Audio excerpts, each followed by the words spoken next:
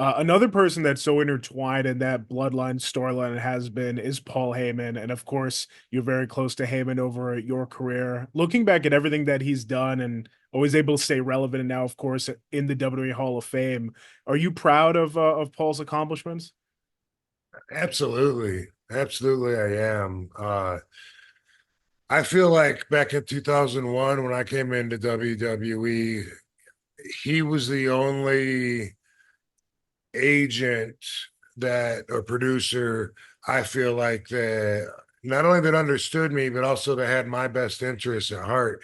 And I feel like he was looked down upon from the rest of the creative team for consistently pushing RVD. You know, RVD, RVD, RVD, because I would hear that certain people would be like, enough with that, and but everyone's got their own guys that they pull for in those creative meetings, like Yeah. Finley there to say Kane or Jericho, and then this guy goes for these guys, and it seems weird anyway, like it's a battle of offering up why your idea is best, and then Vince picking one. It seems like never been in the meetings, but I have also heard. I think it was Pritchard talking about that people were tired of Paul pushing me down their throats so much, but and not just me, but the whole ECW thing, and that was a struggle. When we brought ECW back, Paul would tell me about the struggle because what we wanted to do was so against what 80% of the creative team wanted to do. So on a daily basis, Paul would say, I'm gonna get them to probably to not do six of the stupid things they want to do. We probably got to let two things slide, and there's always like a compromise like that. And Yeah.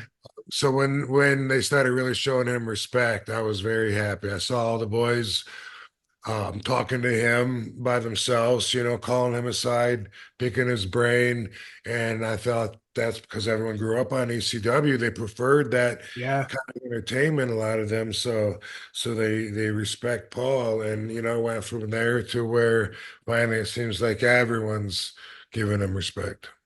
No, definitely. I mean, he's definitely a grizzled veteran now. When you think back to you two early on, maybe whether it be the ECW days or those 2001 days you were just talking about, is there a story, a Paul Heyman story that comes to mind that makes you smile?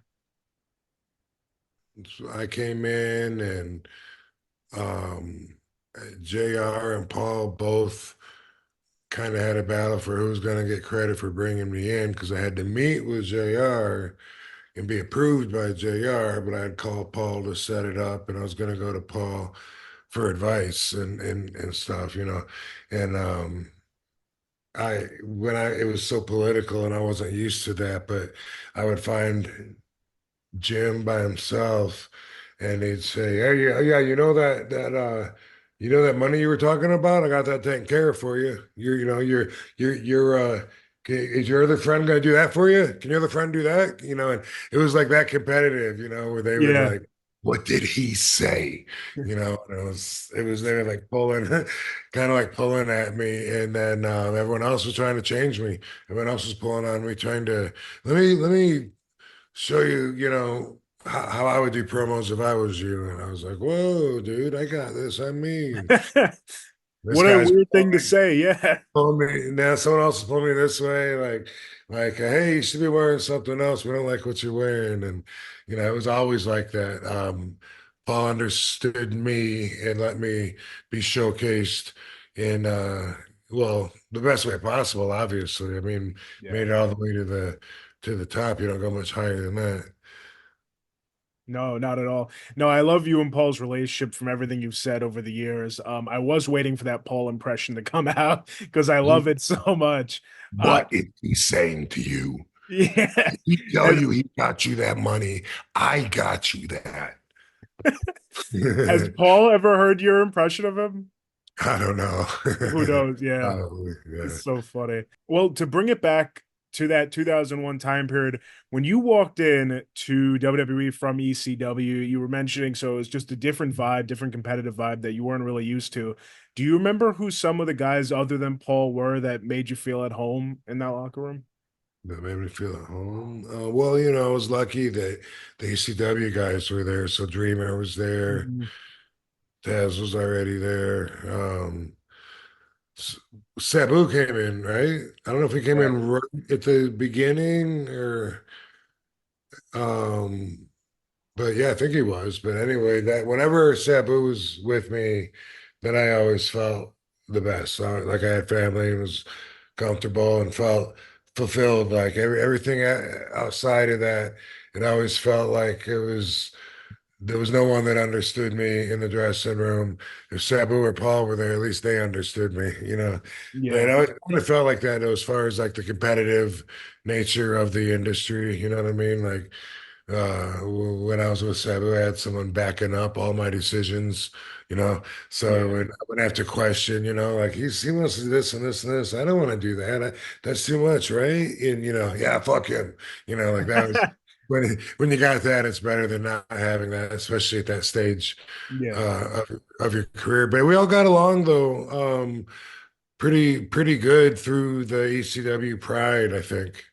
You know, there was a few of us that shouldn't be alone around each other, probably too much, or wouldn't enjoy it rather, maybe, because we would separate into different cliques of who we like to be around. But then I don't know, there was it also seemed that as competitive as we were to out showboat each other in the ring or get ourselves ahead. It didn't. It seemed like the backstage politics wasn't there. You know, where people were trying to cut off other people's chances to get themselves ahead or whatever. If there was, I didn't see it anyway.